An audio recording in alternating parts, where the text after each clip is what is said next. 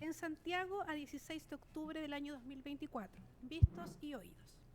Esta sala del Cuarto Tribunal de Juicio Oral en lo Penal de Santiago, reunida para efectos de deliberar, después de haberse clausurado el debate de rigor, de conformidad a lo dispuesto en los artículos 339 y 343 del Código Procesal Penal, y luego de valorar las alegaciones y pruebas rendidas durante el desarrollo de las jornadas en que se llevó a cabo el presente juicio, de acuerdo con las directrices que prevén los artículos 297 y 340 del mismo cuerpo legal, ha decidido, por la unanimidad de sus integrantes, condenar al acusado Marcelo Enrique Naranjo como autor de los delitos de homicidio simple, previsto y sancionado en el artículo 391, número 2 del Código Penal, porte ilegal de arma de fuego, previsto y sancionado en el artículo 9, inciso primero, en relación al artículo 2, letra B, de la Ley 17.798,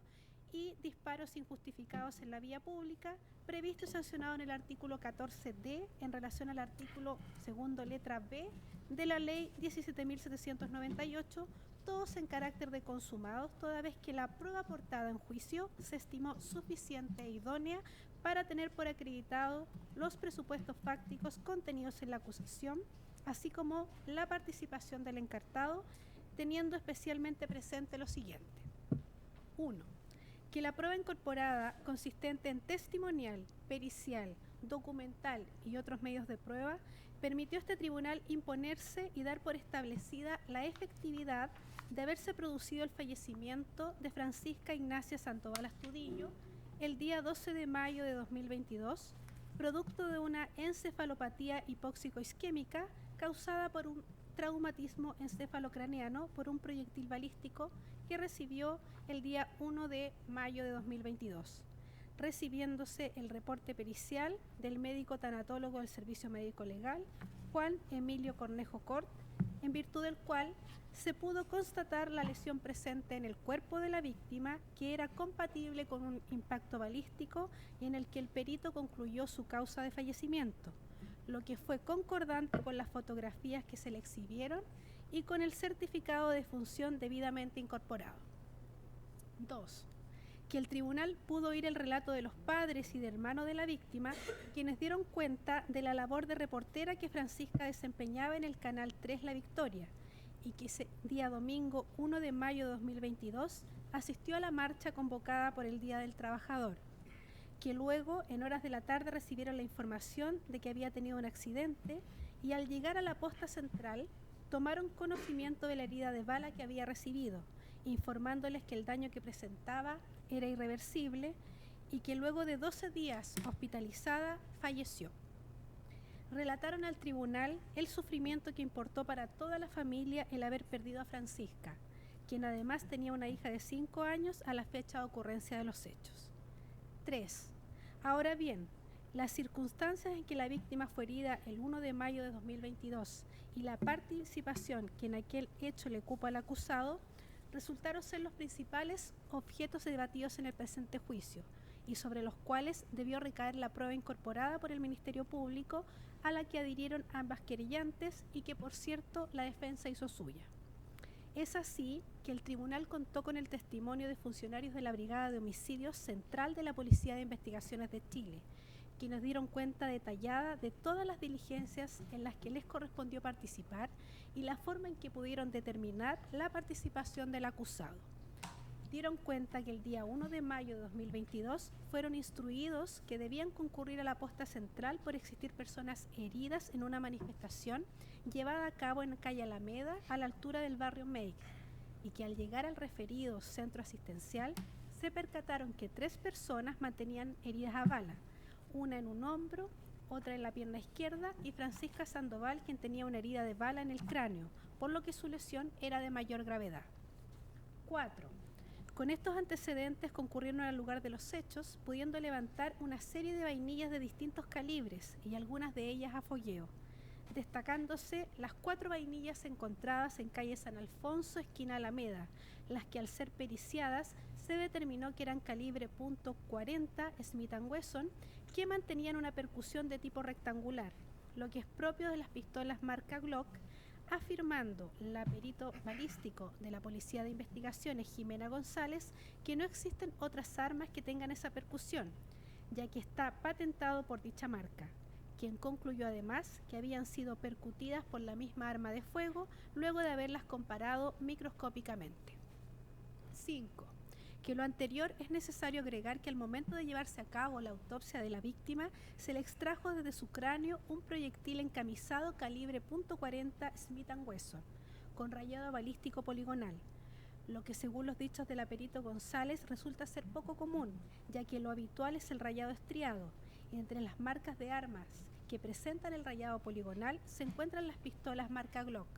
de manera que el referido proyectil resulta coincidente con las vainillas levantadas de calle San Alfonso, pudiendo asociarse estas evidencias a una pistola marca Glock calibre .40 Smith & Wesson. 6. En cuanto al lugar en el que se encontraba la víctima al momento de recibir el disparo, se contó con el testimonio del testigo bajo reserva número 3, quien dio cuenta que estaba cubriendo la marcha del Día del Trabajador el 1 de mayo de 2022, que mantenía una cámara GoPro encima de su casco, dejando registro de todo lo que estaba ocurriendo, y que en un momento fue al sector de San Alfonso con Alameda, ya que habían rumores de que estaban disparando, momento en que, encontrándose en el bandejón central de Alameda, vio como Francisca cayó hacia atrás y su casco y máscara salieron en la misma dirección, que él pensó que le había llegado una piedra. Llegaron otras personas que tomaron a Francisca y la trasladaron hasta el lugar donde le podían prestar primeros auxilios.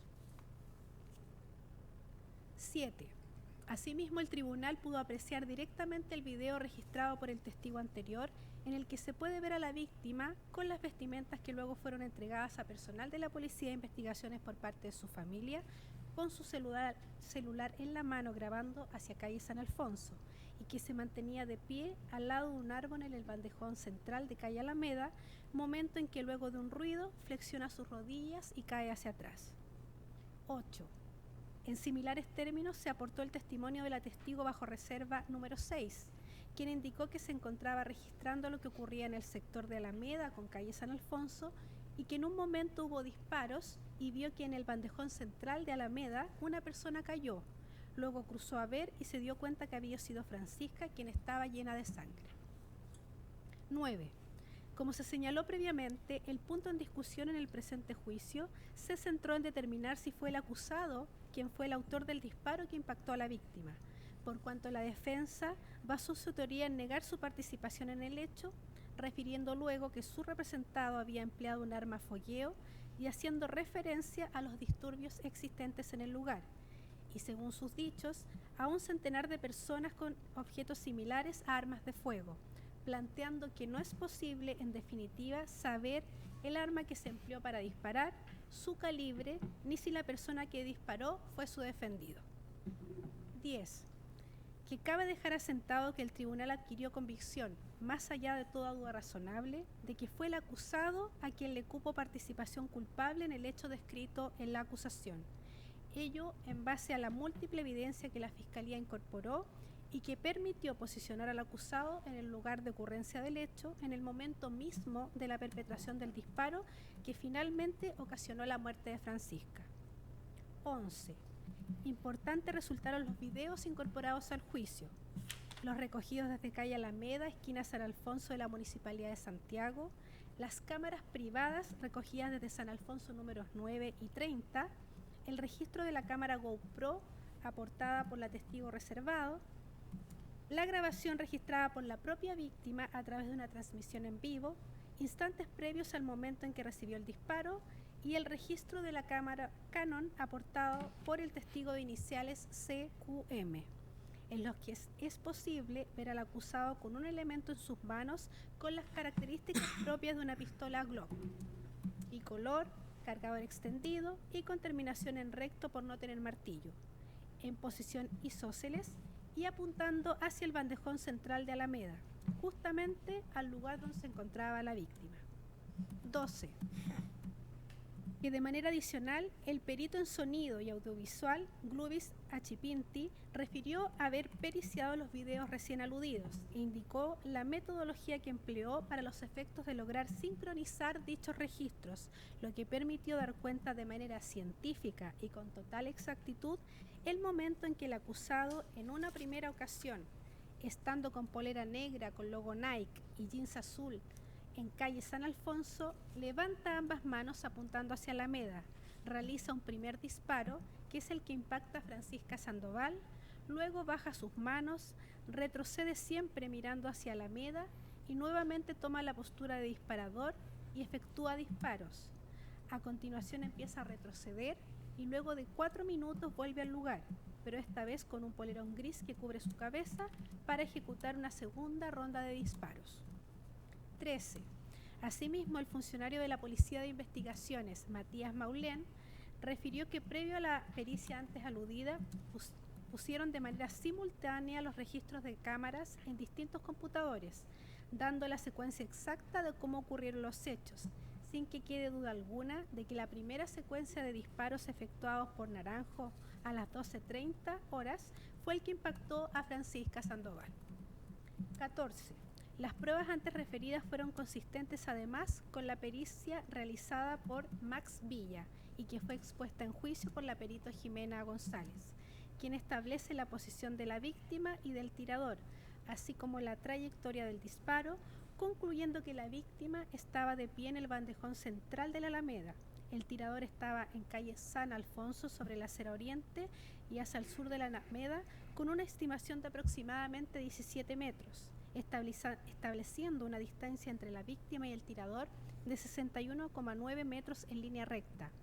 que la víctima estaba en una cota más alta y que el disparo que recibe ingresa de derecha a izquierda, de delante hacia atrás y levemente de abajo hacia arriba, estando Francisca con su tronco girado hacia su izquierda, mirando hacia calle San Alfonso.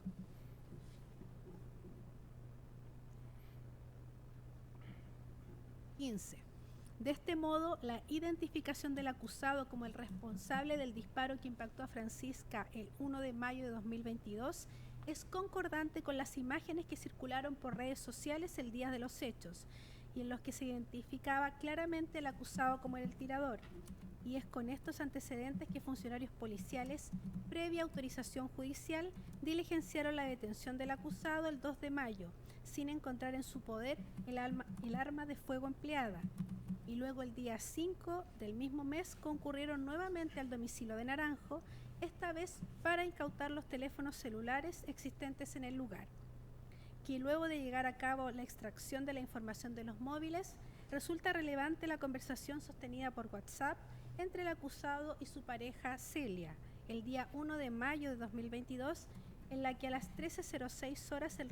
acusado le indica que, comillas, estos hueones se estaban intentando meter para acá por la calle de los hueones y tuve que descargar la hueá. Que más de algún hueón tiene que haber quedado tirado en la Alameda o que tiene que haber caído en Alameda y que se quedó sin balas. A lo que Celia le pregunta de dónde iba a sacar más balas y Naranjo indica que le está diciendo a los cabros que le consigan más balas para cargar esta hueá. Y mensajes del mismo día 1 de mayo, pero a las 20 horas en los que el acusado escribe: no sé, amor, estoy mal, en blanco. Solo esperar en Dios que me saque de este problema y esperar que Dios me haga invisible si me sapearon con nombre y apellido. Del mismo modo destaca la conversación sostenida entre Celia y comadre Jocelyn de 3 de mayo, en la que frente a la pregunta de si pillaron a Marcelo sin la pistola, Celia responde: no, gracias a Dios. 16. De este modo, el cúmulo de antecedentes aportadas en el juicio, los que dieron cuenta de la minuciosa investigación llevada a cabo por personal de la Policía de Investigaciones de Chile,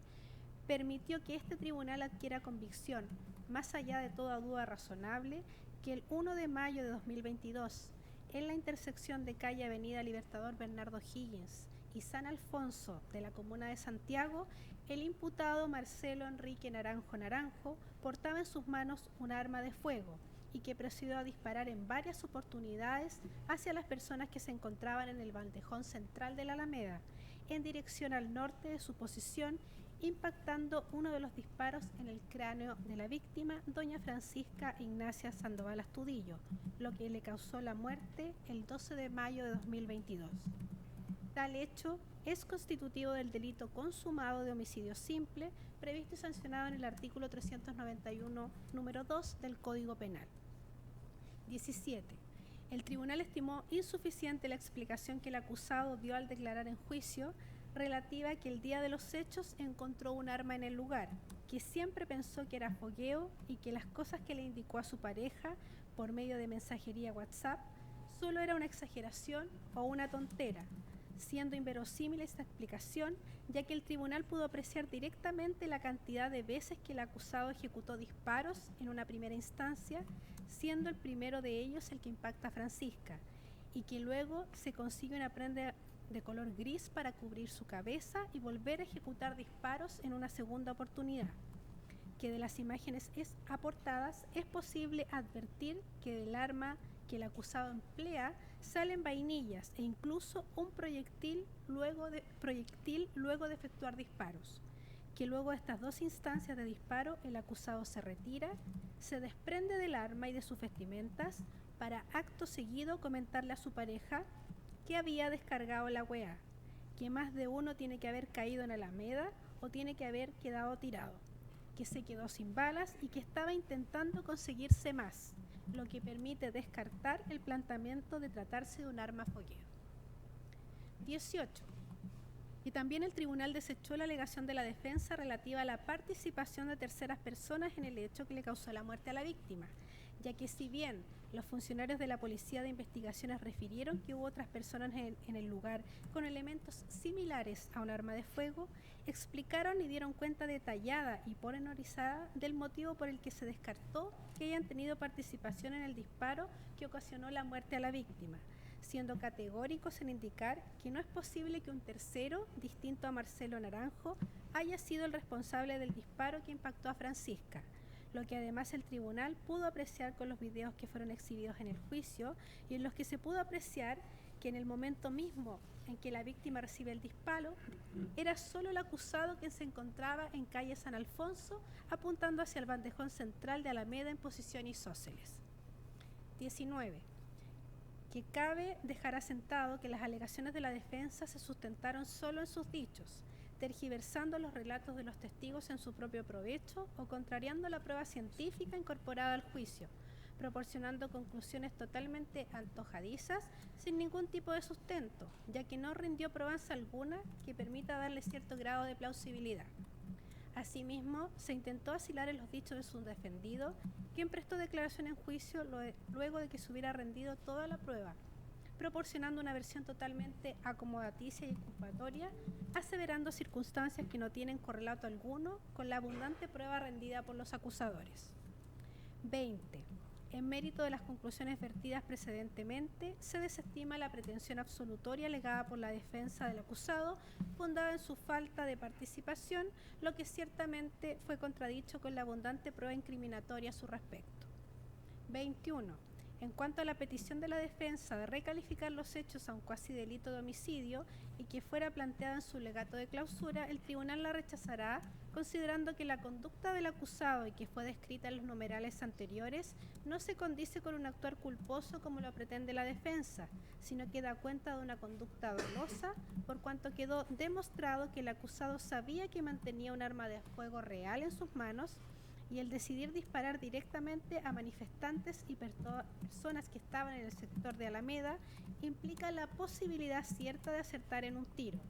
de manera que el resultado de muerte se previó como posible y fue aceptado por el acusado, con total desprecio por la vida de las personas que estaban en aquel lugar, lo que se corrobora además con el mensaje que le envía a su pareja minutos después de los hechos, al indicarle que más de alguno tiene que haber caído en la Alameda. 22. Que el tribunal descarta la calificante invocada por la querellante particular de premeditación conocida por no haberse incorporado medios de prueba que permitan acreditar su concurrencia y que den cuenta de al menos un tiempo cronológico suficiente de meditación por parte del acusado de su decisión de cometer el ilícito. 23. En cuanto al delito de porte ilegal de arma de fuego, sin perjuicio de no contar con el arma empleada por el acusado para cometer el delito de homicidio de Francisca Sandoval el día 1 de mayo de 2022, dicha circunstancia se debe exclusivamente a que éste fue detenido al día siguiente y en horas de la tarde, teniendo el acusado en consecuencia más de 30 horas para haberse deshecho de la misma, como efectivamente ocurrió. Sin perjuicio de lo anterior, la prueba rendida en juicio fue suficiente y categórica para tener por establecido de manera cierta que el acusado mantenía en su poder una pistola Glock bicolor calibre .40 Smith & Wesson con cargador extendido, descartándose el planteamiento que fuese una pistola a fogueo, tomando en cuenta lo referido por el funcionario Maulén, quien señaló que pudo reconocer como una pistola Glock la que el acusado portaba el día de los hechos y que a las armas a fogueo no se les puede cambiar sus componentes de carro y armazón, que en las imágenes se ve un arma de colores distintos, modificación que no se puede hacer una arma a fogueo, y que él nunca ha visto que pistolas de fogueo tengan armadores extendidos, pudiendo a simple vista diferenciar que el acusado tenía una pistola marca Glock, relato que resulta consistente además con las vainillas calibre .40 con percusión rectangular que fueron encontradas en el lugar en que se posicionó el acusado para disparar hacia la Alameda y con el proyectil que fue extraído del cráneo de la víctima y que es concordante además con lo referido por la perito Jimena González, quien indicó que en sus 21 años haciendo peritajes nunca ha periciado un arma a fogueo con cargador extendido. Asimismo, se pudo dejar establecido que el acusado no tenía armas inscritas a su nombre ni tampoco contaba con permiso para portar un arma, ello de acuerdo a lo referido por el testigo Maulén, quien señaló que previo a la detención de Naranjo, verificaron que ni él ni su núcleo familiar tenían armas inscritas y que además el acusado mantenía antecedentes por infracción a la ley 20.000 y a la ley de armas, lo que lo inhabilitaba para poder inscribir un arma. Pero además, el propio acusado, al prestar declaración en juicio y frente a la pregunta del fiscal, indicó que nunca ha tenido armas inscritas ni tampoco armas para cazar. Por último, en cuanto al delito de disparos injustificados en la vía pública, se tendrá por acreditada la participación del acusado como autor del mismo, ello con el mérito de la misma prueba antes reseñada, la que permitió al tribunal adquirir convicción de que el acusado percutó varios disparos en calle San Alfonso al llegar a Alameda de la comuna de Santiago, lo que se verificó en 2 momentos distintos y con una diferencia de 4 minutos entre cada oportunidad, sin que exista justificación alguna para que hubiera desplegado dicha conducta. 25. En cuanto a las agravantes invocadas por la querellante particular, el tribunal desecha la concurrencia de aquellas consagradas en los números 11 y 13 del artículo 12 del Código Penal por estimar que no se configuran los presupuestos de procedencia de las mismas. 26. Por último, en relación al agravante consagrada en el número 10 del artículo 12 del Código Penal, esto es, cometer el delito con ocasión de incendio, naufragio, sedición, tumulto o conmoción popular u otra calamidad o desgracia, resultó probado que el delito se cometió durante y a propósito de la marcha por el Día del Trabajador el día 1 de mayo de 2022, pudiendo observar el tribunal la existencia de desmanes en la intersección de calles Alameda con San Alfonso, circunstancia conocida por el acusado, quien se encontraba en el lugar, resultando evidente que sus conductas se ejecutan con ocasión de este tumulto o conmoción popular, razones por las que se tendrá por configurada la misma. Estas y las demás consideraciones serán expuestas y desarrolladas en la sentencia definitiva, cuya redacción estará a cargo del magistrado Pedro Aravena Bullé y que será comunicada a los intervinientes en la audiencia de comunicación del fallo, que se llevará a efecto el día lunes 28 de octubre del año en curso a las 13:30 horas. Rol interno de tribunal y único de causa ya indicado al inicio de la audiencia, pronunciado por el Cuarto Tribunal de Juicio Oral en lo Penal de Santiago, sala integrada por doña Cecilia Toncio Donoso, quien presidió la audiencia, doña María José García Ramírez como jueza integrante y Pedro Aravena Buller como juez redactor, todos titulares de este tribunal. Habiéndose entonces comunicado un veredicto condenatorio, se da la palabra a los intervinientes para efecto de las alegaciones establecidas en el artículo 343 del Código Procesal Penal. Fiscal, tiene la palabra. Gracias, magistrados. Habiéndose arribado un veredicto condenatorio respecto de los 3 delitos, vamos a hacer distintas alegaciones respecto de cada uno de ellos. En primer lugar, y para acreditar las sentencias anteriores del imputado con el objeto de tener mayor claridad de si le asiste alguna circunstancia atenuante, vamos a dar lectura resumida a su extracto de filiación antecedentes del registro civil, donde bajo el nombre de Marcelo Enrique Naranjo Naranjo, RUT 14.617.703-4, registra las siguientes anotaciones en el Registro General de Condenas. Primero, en la causa 68 del año 2002, del 16 Juzgado del Crimen de Santiago, fue condenado el 30 de agosto de 2006 por el delito de microtráfico de estupefacientes a la pena de 541 días de presidio menor en su grado medio, pena bajo el beneficio de la remisión condicional de la pena, multa de 10 unidades tributarias mensuales. Se le dio, ya les señalé, la remisión condicional de la pena y no certificación de cumplimiento. Con posterioridad, no hay certificación de cumplimiento. Con posterioridad, registra una condena por una falta, varias condenas por falta, y registra después la causa RIT 4.926 del año 2006 del Juzgado de Garantía de Puerto Montt, donde fue condenado con fecha 14 de marzo de 2007 como autor del delito de tráfico de drogas y delito de tenencia de arma de fuego y municiones, a la pena de 100 días de presidio menor en su grado mínimo, multa de 2 unidades tributarias mensuales, y a la pena de multa de 1 unidad tributaria mensual, también bajo el beneficio de la remisión condicional de la pena. Respecto a esta condena, tampoco en el extracto aparece certificación de su cumplimiento. Fue condenado en un tercer RIT, en el RIT 3.416 del año 2011, por el 10º Juzgado de Garantía de Santiago, con fecha 6 de octubre de 2011, por el delito de porte ilegal de arma de fuego, tenencia de municiones y la falta del artículo 50 de la Ley 20.000. En esa oportunidad fue condenado a 2 penas de 541 días de presidio menor en su grado medio y multa de 1 unidad tributaria mensual bajo el beneficio de la reclusión nocturna, pena que se tuvo por cumplida en forma insatisfactoria de acuerdo al artículo 28 de la Ley 18.216. Finalmente fue condenado en la causa RIT 40-2014 por el 6º Juzgado de Garantía de Santiago, por el 6º Tribunal Oral en lo Penal de Santiago, con fecha 18 de marzo de 2014, como autor del delito consumado de tráfico de pequeñas cantidades del artículo 3º, a la pena de 6 años de presidio mayor en su grado mínimo y multa de 40 unidades tributarias mensuales.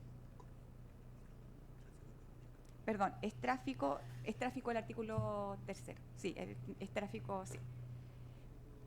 Tráfico de drogas, sí. 6 años de presidio mayor en su grado mínimo y multa de 40 unidades tributarias mensuales.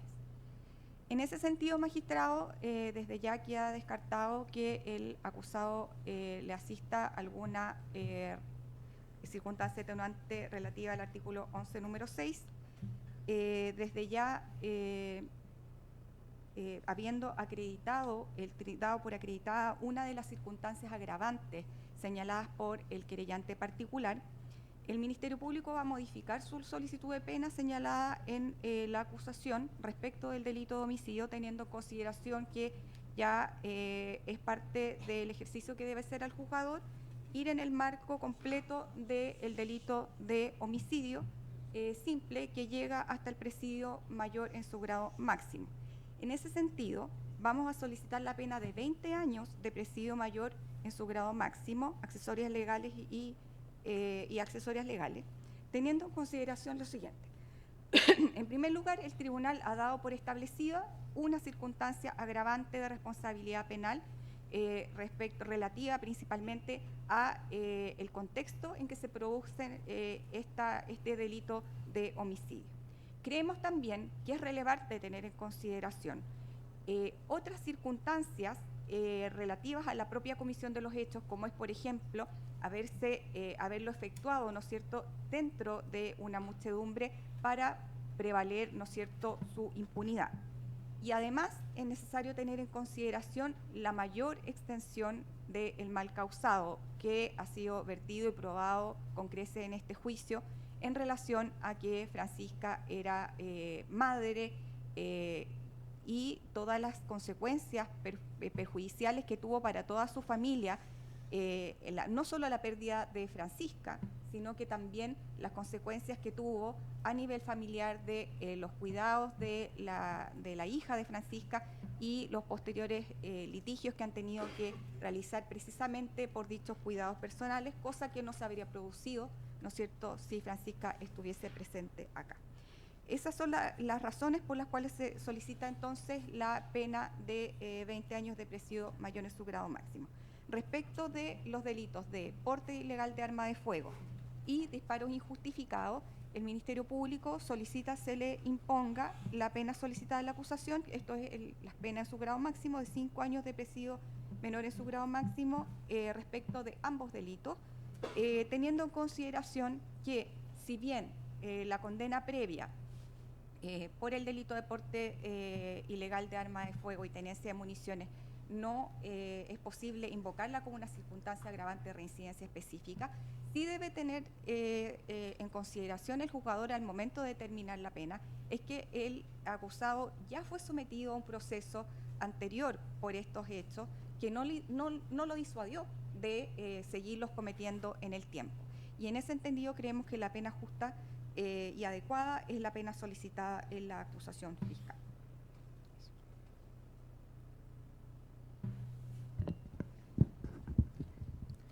Maquita, ¿puedo consulta? Entendí que se habían rechazado la agravante y la norma del 63 fue lo que explicó la inherencia del 1210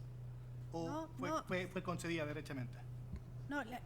12 número 10 se dijo expresamente que se acogía y las demás se rechazaron. Querellante que representa al Ministerio del Interior. Muchas gracias, magistrado. Muy brevemente, toda vez que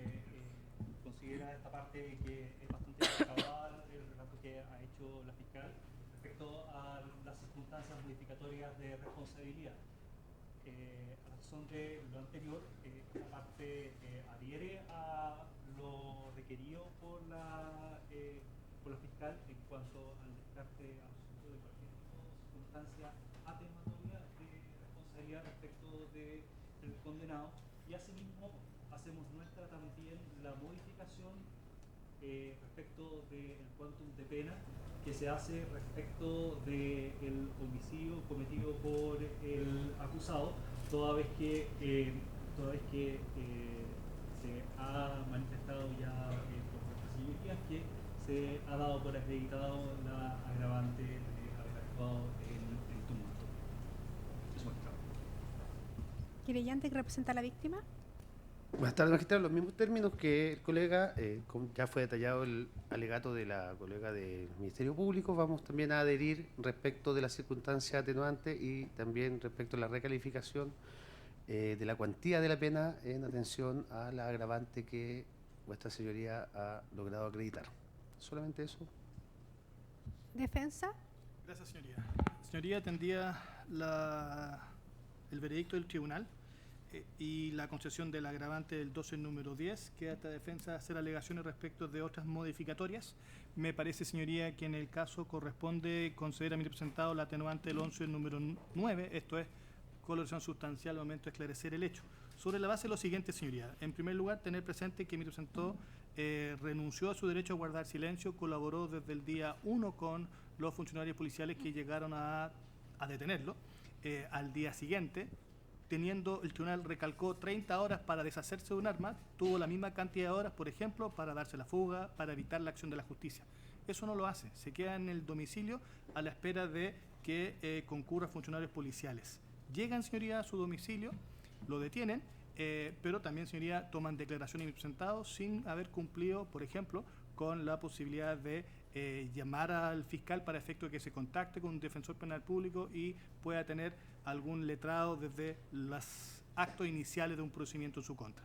Dicho eso, señoría, prestó declaración el día de la detención y lo hace nuevamente el día de ayer durante el juicio oral. Me parece, señoría, que si bien es cierto existen discrepancias respecto al arma, si efectivamente era de fogueo o de fuego, según lo resuelto por el tribunal, lo cierto es que se ubica en el lugar, día, hora, circunstancias, e incluso es más, señoría, señala cómo estaba vestido y se reconoce en la imagen, señoría, que se le estaban exhibiendo. Todo eso, señoría, a juicio de esta defensa es relevante para efectos de declarar que a su respecto efectivamente existe una colaboración.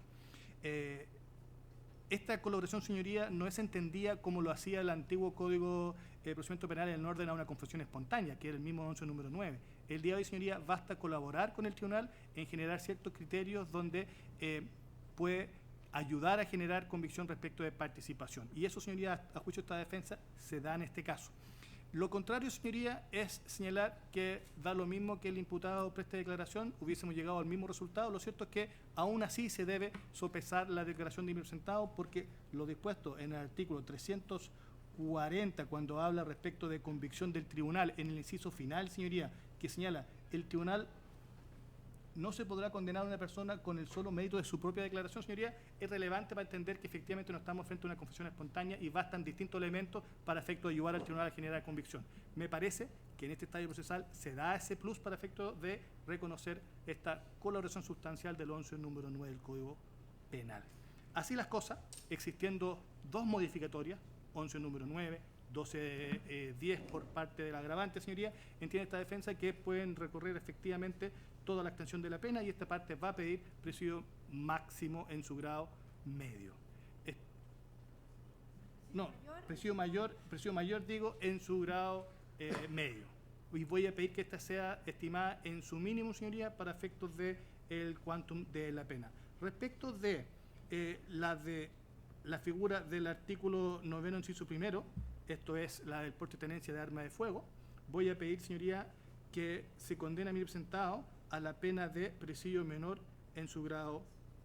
máximo, esto es, señoría, a la pena de 3 años y 1 día, que entiende esta defensa concurre solo con la atenuante de mi representado para efectos de evitar la punibilidad en su máximo. Respecto, señoría, de la figura del artículo 14D, esto es disparo injustificado, esta parte va a solicitar que se condene a mi representado a la de presidio menor en su grado medio, entendiendo, señoría, que sean los presupuestos legales para aquello, en particular, nuevamente reitero, la declaración de mi representado. No veo, señoría, que respecto a estas últimas dos debiese agravarse y poner el máximo de la pena, teniendo presente que la extensión del mal causado, a juicio de esta defensa, se analiza no por esta figura, sino que por la figura del homicidio simple. Es por eso que esta parte pide una rebaja respecto de esas particulares. No tengo otras alegaciones, señoría, salvo la exención de en contra. Ya, entonces, en este último caso también serían 3 años y 1 día, el mínimo. Respecto de la del 9, del artículo 9 y respecto del artículo 14, dije presidio menor en su grado medio, 541 días. 541 días, perdón, ya. Eso. ¿Ministerio Público va a señalar algo? Solo respecto al artículo 11, número 9, su señoría, y la posición de la Fiscalía al mismo. Básicamente, la declaración que hace el imputado es una declaración exculpatoria, tomando en consideración el momento que la hizo desaparecer la ropa, la pistola, y cuando se vio, como él mismo dice, sapeado en las redes sociales, claro, no le quedó más reconocer que andaba con una pistola, pero en ese punto él dice que es una pistola a fogueo. De tal forma que no tenía, la mejor opción que tenía para prestar declaración era justamente decir algo como eso, porque ya estaba su foto en las redes sociales. De tal forma que sentarse en el tribunal a decir básicamente lo mismo no es ningún aporte a la investigación, no es una colaboración, es una declaración exculpatoria y, por cierto, mucho menos una colaboración sustancial, en ningún caso. Eso es todo. ¿Sí? Querellante, Ministerio del Interior, ¿algo más que agregar? Sí, magistrado, también respecto a la atenuante invocada por la defensa, que es la colaboración sustancial que habría supuestamente estado el imputado.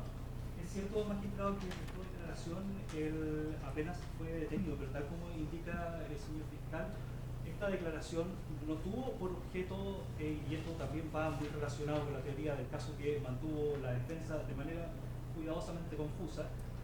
su declaración fue que él no había utilizado un arma de fuego. Y esta declaración es bastante importante toda vez que el chip del asunto de este juicio justamente tiene que ver con aquel punto importantísimo.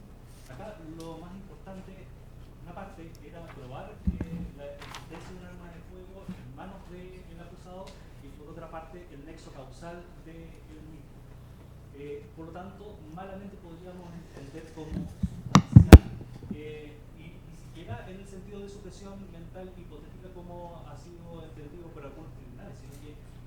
revisando justamente la importancia directa que tiene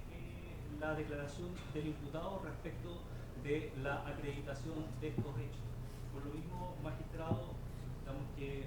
una absoluta negativa a esa atenuante que está invocando la defensa. Querellante que representa a la víctima. Sí, magistrado, a modo de complemento, también vamos a solicitar se rechace esa alegación de la parte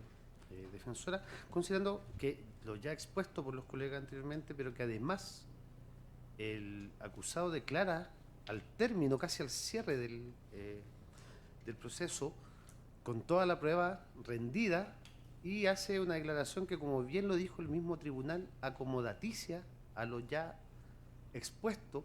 por lo que bajo ninguna circunstancia se puede considerar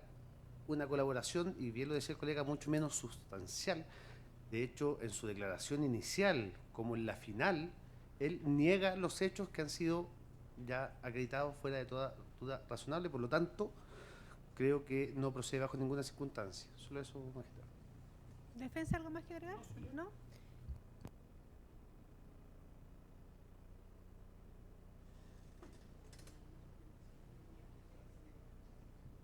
Bien.